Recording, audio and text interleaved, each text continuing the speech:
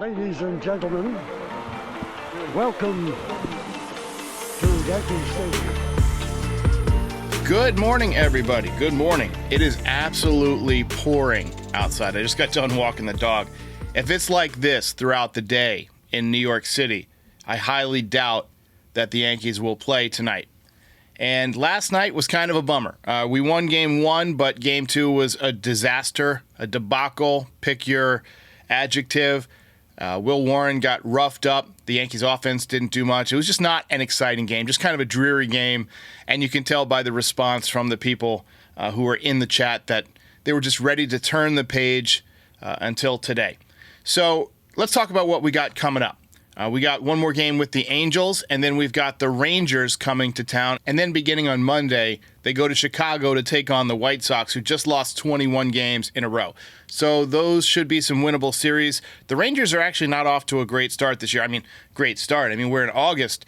They are in third place. They're 54-61, so they're under 500. They almost got no hit by the Astros the other night. So if the Yankees can manage to play well over the next few weeks, while their schedule's kind of light in August, they got a chance to pull back into sole possession of first place. Right now they are tied because they lost the second game last night and the Orioles won, so they're both 68 and 47. We got some guys starting to hit. I think Oswaldo Cabrera had a really good game in game one yesterday. I hope we get to see him get more playing time. Jazz Chisholm obviously didn't have a good day, but I'm liking what he brings to the team at third base. DJ LeMahieu having better swings lately. Anthony Volpe's having a really good second half. Austin Wells looks much more comfortable. If Judge gets anything to hit, we know what he is.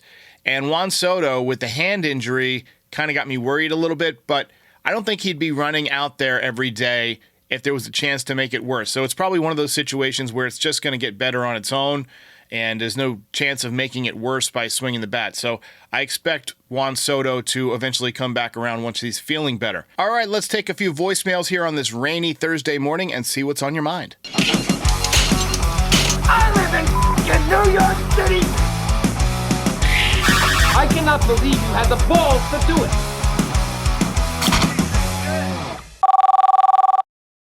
Hey Derek, Sam here. I heard you talking on your podcast that Michael King is actually having a pretty good season, having like a 4.6 ERA or 6.4 ERA.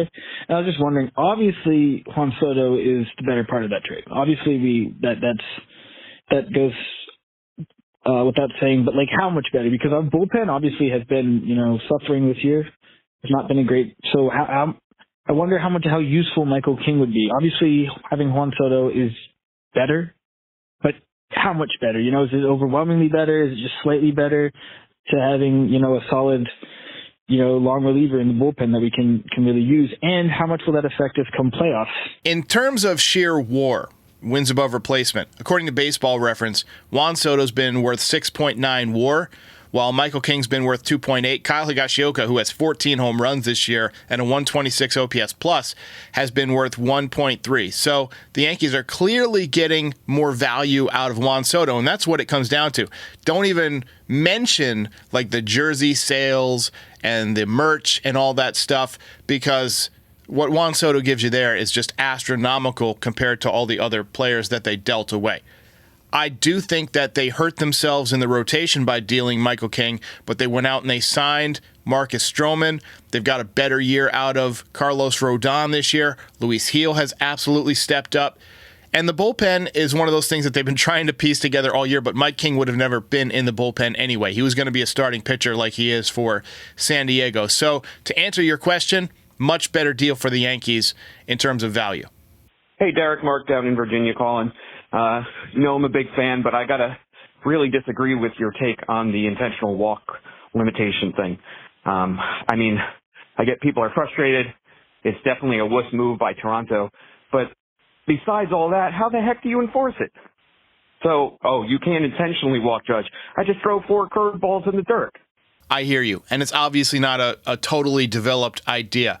But I think that, especially with runners on base, I'd rather see 4 pitches in the dirt than just saying, hey, go down to first base, take your base, you don't even get to play. To me, like you said, that's a wuss move. And even if you have to go back to throwing 4 pitches outside of the zone, it at least gives the chance for something to happen, right? You can have a ball thrown over the catcher's head. A lot of things can go wrong, and a lot of things have gone wrong in the past with intentional walks. But when you're just saying, all right, go to first base, we're not going to spend the time to throw to this guy, I mean, you're just taking entertainment away from the fans, and this is the entertainment business. So, you know, I mean, it's obviously I'm not a rule maker for MLB, but I do think they need to address the situation, even if it's just like a memo. Like, hey, this is how we're trying to grow the sport. You can't take the bat out of the hands of the best players 3-4 times a game. That's just not right. Derek, awesome show like always, man. This is Bobby the Bear down here in Atlanta. I wanted to chime in. You said something about DJ being at 70%, that you'll be happy with that. But I have a brilliant idea for Mr. LeMahieu for La Machine. In order for him to get back to 95%, all he has to do is jump into the fountain of youth. He has to jump into the fountain of youth. You know where that's at? That's the Ponce de Leon State Park in the Florida Panhandle. Look it up, Derek. Oh, I'm well familiar with the story of Ponce de Leon. And let me tell you, the Fountain of Youth didn't work out too well for him because he's not around anymore. A couple of weeks ago, DJ LeMahieu looked like he was completely done as a Major League Baseball player. He was late on everything. It was ground ball after ground ball after ground ball. Now, he may have made some tweaks to his approach that allow him to get into the hitting position quicker. We know that he's got a lot of waggle in his swing. And I've always felt like that can disrupt a hitter's timing. And I feel like over the last few days, he's just been much more on time. So maybe he's eliminated some of that movement. Maybe he's changed up the swing a little bit to allow him to get to the baseball better. You know, reaction time is an issue as you get older, and maybe he's compensated for that by starting a little earlier, but that can come with its own problems, susceptibility to off-speed pitches and things like that. But I'm glad to see DJ's hitting again, and I want to see him get more opportunities against lefties especially, but I still want Rice to get a lot of opportunities against the right-handed pitching. And it does sound like Anthony Rizzo is on the mend too, so he could be back at some point too. So the Yankees are going to be forced to make a decision. I'd like to see Rice get going again. He's kind of slumped a little bit lately. He's hitting under 200, but the power is real, and the patient at bats are there. So the Yankees are going to have some decisions to make as we go down the stretch here with Rizzo, LeMahieu, or Rice. Who's the best matchup on any given day, and how do you play these guys enough to get them in rhythm? Some of our longtime Yankee fans like me know most of these pictures that you have in black and white at the top right-hand corner of your screen. But some you have doubts about, and some you don't know at all. Is there a way of putting a caption there or something there to identify the names of these people? I mean, sure, I could.